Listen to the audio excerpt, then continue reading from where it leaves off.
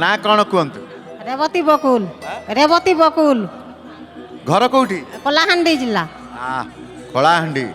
ହଉ, ଜଗନ୍ନାଥଙ୍କୁ ଜଗା କାଳିଆ ଠାକୁରଙ୍କୁ ବିଶ୍ୱାସ ଭାରି କରନ୍ତୁ। ହଁ ଭାରି କରେ ମୁଁ ପାଦେ ପାଦେ କେ ମୋତେ ଭଗବାନ ଡାକ ଶୁଣନ୍ତି। ଆଉ ମୁଁ ବାପା ଘରେ ଥିଲା ସମୟରେ ଝିଅ ଥିଲା ସମୟରେ ପ୍ରଭୁ କହିଲେ ଭଲ ସ୍ୱାମୀଟେ ଦେ, ପ୍ରଭୁ ସତ୍ୟ ସତ୍ୟ ଡାକ ଶୁଣିଛନ୍ତି। ତାପରେ 15 ମସିହାରେ ସ୍ୱାମୀର ମୋର ଦେହଟା ବହୁତ ହାତ ଗୋଡ଼ ପଡ଼ି ଯାଇକରି ପାଟିଟୁଣ୍ଡ କିଛି ଫୁଟିଲାନି। ବଲାଙ୍ଗୀର ଆମର ହସ୍ପିଟାଲ ନେଲୁ, ସେଠି ପକେଇଲୁ।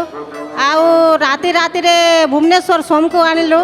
ତାପରେ ସେଠି ମୁଁ ଗୋଟେ ଚୁପି 4 ଘଣ୍ଟା ସମୟରେ ଏମିତି ହାତ ଯୋଡ଼ି ପ୍ରଭୁଙ୍କୁ ଡାକିଲି, ପ୍ରଭୁ ମୋର ଶଙ୍ଖା ସିନ୍ଦୁରକେ ବଞ୍ଚେଇ ଦିଅ, ପ୍ରଭୁ ମୁଁ ଆଜି ସିରିହୀନ କଲ କି ମୋତେ ରକ୍ଷା କର ହେ ମହାପ୍ରଭୁ ବୋଲି ମୁଁ ବହୁତ ଡାକିଥିଲି। ତାପରେ ଶିବକାଳୀଙ୍କୁ ମୋ ସ୍ୱାମୀ ଭଲ ହେଲା, ଶିବକାଳୀଙ୍କ ଦୟାରୁ ମୁଁ 13 ଦିନ ବ୍ରତ ପାଳିଲି। ଆଉ ମୁଁ 4-5 ଦିନର କଥା କହୁଛି, ମୁଇଁ ଟିଭି ପରଦାରେ ରେ କ'ଣ ଏଇଟା ବୋଲି ଟିକେ ମୁଁ ଥଟ୍ଟା କରୁଥିଲି ଯେ ସତରେ ମହାପ୍ରଭୁ ଅଛୁ। ମୋ ମେଡ଼ିସିନ୍, ମୁଇଁ କ୍ୟାନ୍ସର ପେସେଣ୍ଟ, ମୋତେ ମୋ ମେଡ଼ିସିନ୍ ପଛେ ବନ୍ଦ ହେଇଯାଉ, ମୁଁ ରୋଗର ପଛେ ବ୍ୟାପି ଯିବି। ଆଉ ମୁଁ ଦୋଳ ପୂର୍ଣ୍ଣିମାରେ କେମିତି ତ ଦୋଳ ଗୋବିନ୍ଦ ମୁଁ ଦେଖିବି ବୋଲି ଭାବିଥିଲି। ଟିଭି ପରଦାରେ ଘର ଯୋଡ଼ି ଦେଇଥିଲି। ପ୍ରଭୁ ପୁରା ସତ୍ୟ ସତ୍ୟ ଡାକ ଛୁଡ଼ିଛନ୍ତି। ପ୍ରଭୁଙ୍କୁ ମୁଁ କ'ଣ ଋଣ ସୁଝି ପାରିବି। ବହୁତ ପାଦେ ପାଦେକେ ସ୍ୱାମୀକେ ମୋର ବିପଦରୁ ରକ୍ଷା କରିଛନ୍ତି। ଏମିତି ପ୍ରଭୁଙ୍କ ଠାକୁର ସବୁବେଳେ ଦୋଳ ପୂର୍ଣ୍ଣିମାରେ ମୋତେ ଆଣନ୍ତୁ। ପ୍ରଭୁଙ୍କର ପାଦରେ ମୋର ଛନ୍ଦା ଚଟା ବନ୍ଧା ହଉ।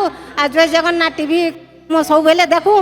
ଆଉ ଯେତେବେଳେ ଆରତୀ ସମୟରେ ମୁଁ ଗିନି ଗୋଟେ ଧରେ ହାତ ପିଟି କରି ମୁଁ ପ୍ରଭୁଙ୍କୁ ଡାକେ, ପ୍ରଭୁ ଆଉ ସବୁବେଳେ ତୋତେ ନ ଦେଖିଲେ ମୋତେ ଭଲ ଲାଗେନି।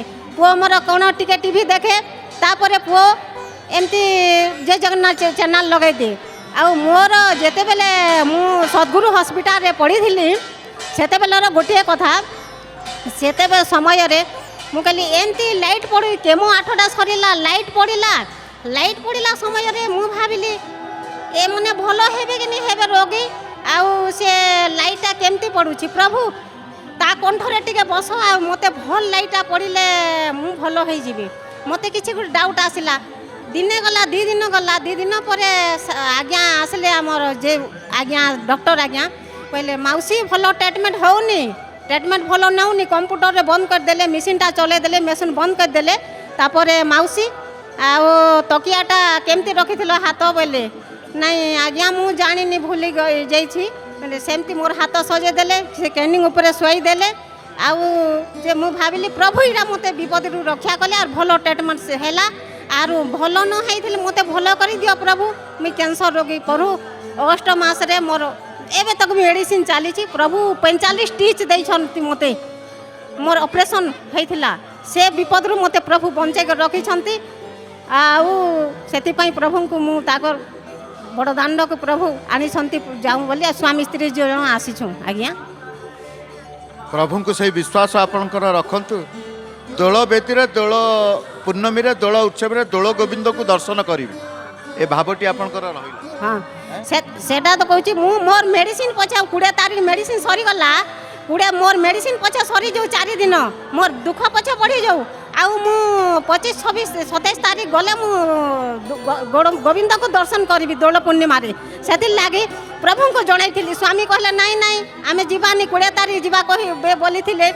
ପ୍ରଭୁ କେମିତି ଲୀଳା ଲଗାଇଦେଲେ, 27 ତାରିଖ ଦିନ ଆସିଲୁ। ଧନ୍ୟ ସେ ପ୍ରଭୁ ମହାପ୍ରଭୁଙ୍କୁ ଧନ୍ୟ।